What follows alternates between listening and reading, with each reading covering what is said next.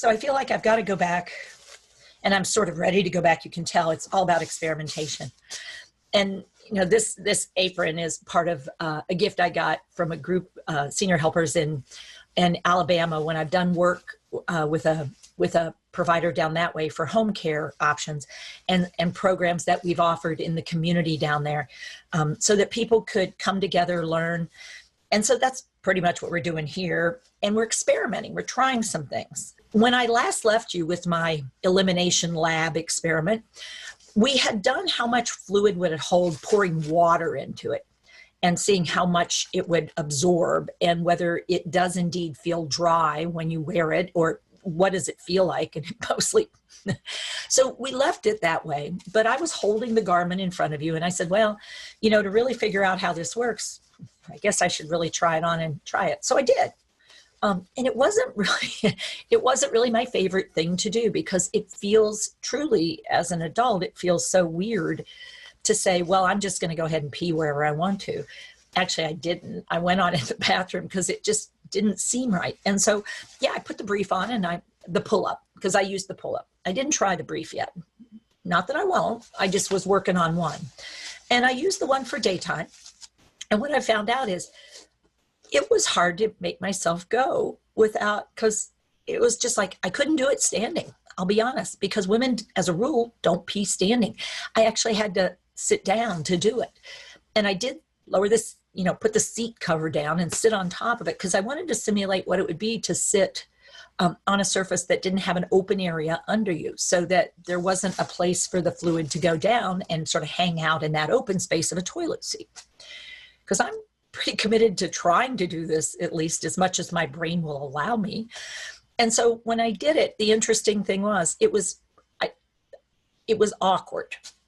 So if you want to try this and you haven't ever done it, you could try it. The cool part was it did work. I mean, it did absorb. And the reality was, I'd waited a while because I'd had coffee and I'd had fluid, and I kept thinking I'd get to the bathroom, but I kept being on things online and I kept working on things, the way people do. And so it was really like, I really have to go.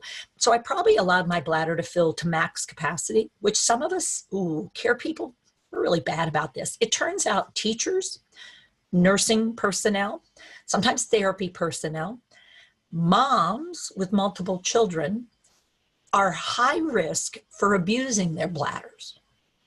Yeah, I said abusing. There might be male professions, but of course, it's harder to get them to talk about that stuff. And the research isn't as clean on the guys, because I'm not sure why that is. Maybe women are more comfortable going, have you had problems? I've had problems. I don't know why that is, whether we share better or whether we're more curious about why it is we're having these issues, or because childbirth in and of itself brings up these issues. If there's anybody who hasn't either been pregnant and gotten down low to do something and realized, or postpartum, oh dear. Well, congratulations.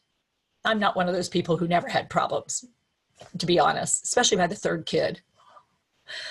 So what we know is that women who do stuff where they allow their bladder to really fill before we empty finally, we actually overstress or overstretch our bladder, and we teach it to tolerate volumes that probably aren't the best idea over time. So it turns out that going a little more frequently when you're not absolutely overloaded is easier on your bladder and your sphincter muscle, that little tiny muscle at the bottom that has to keep the urine from coming out. So it turns out when you overfill, it's really hard for your sphincter to finally let go, because it feels like, are you sure? Is now the time?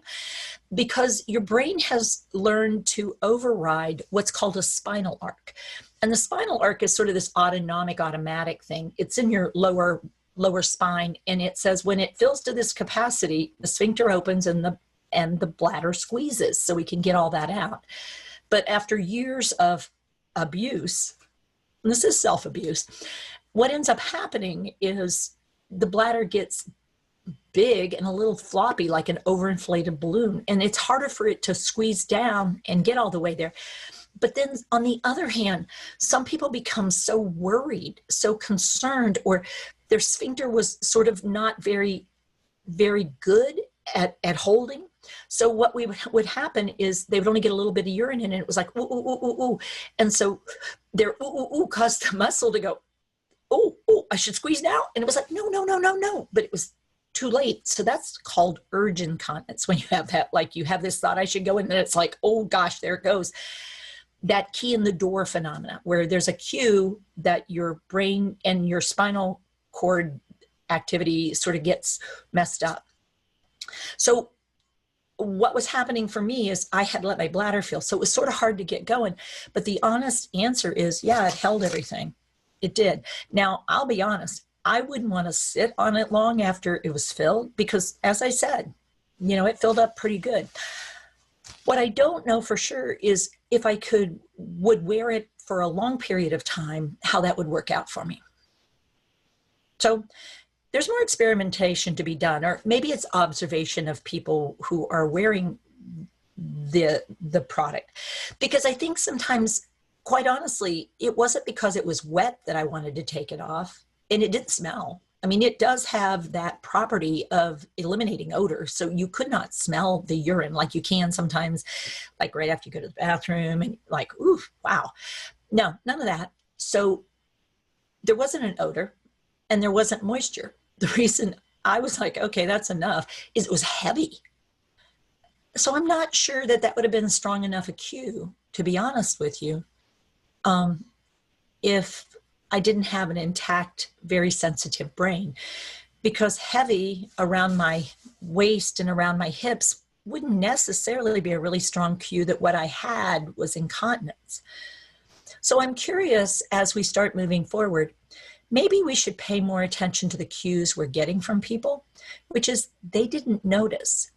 I do wonder if we treated these kind of products, at least, more like just simple undergarments. So you go to the bathroom to pee, you still do that, but maybe sometimes you switch them out when you go, because it turns out sitting on a toilet does feel different than sitting on a chair or a flat surface anyway to go to the bathroom.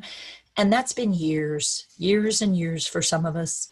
And so there may be value in if not using a toilet with an open area, maybe a bedside commode, something close by where you are, so there's not a lot of travel, it's not a lot of distress, but maybe being more curious about that.